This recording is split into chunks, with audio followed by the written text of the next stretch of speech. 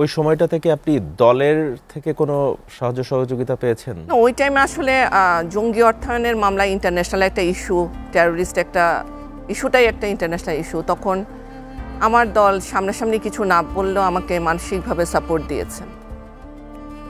আচ্ছা, এই যে জেল থেকে দীর্ঘ একটি সময় পর আপনি যখন বের হলেন, আপনার যে সামাজিক স্ট্যাটাসটি ছিল সেটির উপরে নিশ্চয়ই অনেকখানি প্রভাব পড়েছে। সামাজিকভাবে এটার জন্য নিশ্চয়ই আপনাকে হেয় প্রতিপন্ন হতে হয়েছে এবং আমরা যতদূর জানি আপনি দীর্ঘদিন লন্ডনে ছিলেন।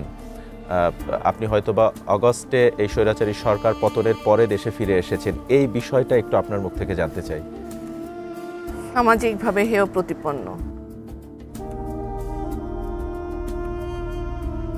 আমার মাকে ডাকা হতো জঙ্গির মা, আমার বাবাকে ডাকা হতো জঙ্গির বাবা।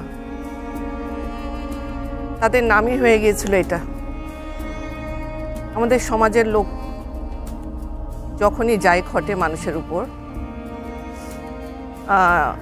অনেকে সত্যটা জানে, অনেকে জানে না। যারা সত্য জানে তারাই কিন্তু এইসব বিষয়গুলোর অপপ্রয়োগ করে। সামাজিকভাবে টোটালি হেয় প্রতিপন্ন বলতে কি, আমার বাবার মুখের উপর অনেকেই দরজা বন্ধ করে দিয়েছে, ফোন রেখে দিয়েছে। আমাদের আত্মীয় স্বজন আমাদেরকে সাপোর্ট করেনি।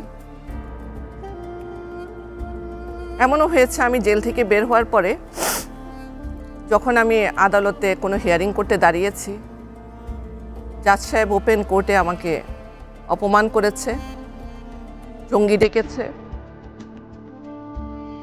আসামি ডেকেছে।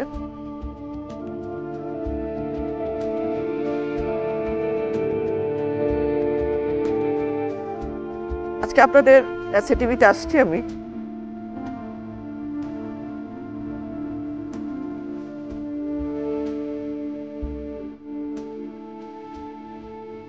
অনেক টিভিতে আমি কথা বলতে চেয়েছি, তারা বলেছে ও বাবা জঙ্গিকে আনা যাবে না, চ্যানেলে জঙ্গিকে আনা যাবে।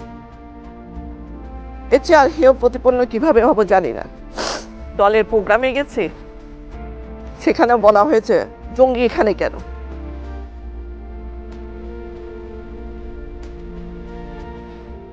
এরপর আপনি তো লন্ডনে যে চলে গিয়েছিলেন, সেখানে তো দলের যিনি তারেক রহমান, তিনিও লন্ডনে রয়েছেন। সেখানে কি আপনার তার সাথে দীর্ঘ সময়টার মধ্যে দেখা হয়েছে, বা আপনি তখন কি দল থেকে কোনো সহযোগিতা পেয়েছেন কিনা?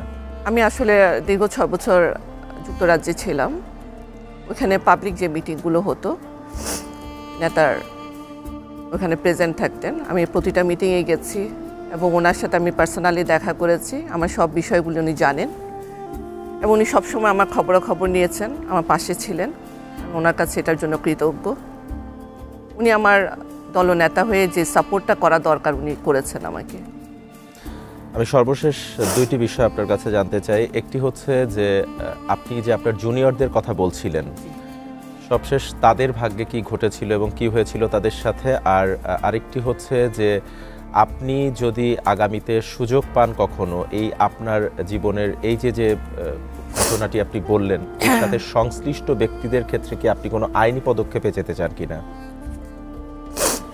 আমার যারা জুনিয়র ছিল তাদের 6 মাস পরে জামিন হয়।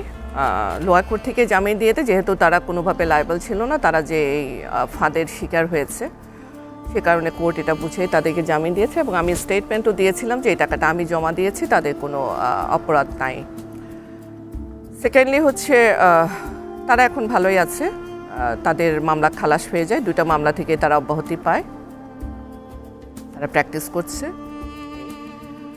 আর যদি সুযোগ থাকে বা সুযোগ দল আমাকে দেয়, তাহলে সেই ক্ষেত্রে আমি দলের হয়ে যে কাজ করার, দলের প্রতি সবসময় লয়াল ছিলাম। আমার বাবা এই দলেরই ছিল প্রতিষ্ঠা লগ্ন থেকে। উনি 4 বার নির্বাচিত হয়েছেন, হাটহাজারীর জনগণের ভোটে নির্বাচিত হয়েছেন। ওইখানে আমি কাজ করে যাচ্ছি। এখন দল যদি আমাকে যোগ্য মনে করে, সেই ক্ষেত্রে আমি দলের জন্য কাজ করে যাব ইনশাআল্লাহ। শাকিলা ফারজানা, আমি আবারও আপনার কাছে আন্তরিকভাবে দুঃখ প্রকাশ করছি এবং একই সাথে ক্ষমা প্রার্থী যে আপনার জীবনের এই সবচেয়ে খারাপ সময়গুলোকে সামনে নিয়ে আসার জন্য, আমাদের স্টুডিওতে আসার জন্য এবং সময় দেওয়ার জন্য আপনাকে অসংখ্য ধন্যবাদ জানাচ্ছি। আমিও এসএটিভিকে আমার না বলা কথাগুলো বলতে সুযোগ করে দেওয়ার জন্য আন্তরিক ধন্যবাদ ও কৃতজ্ঞতা জানাচ্ছি।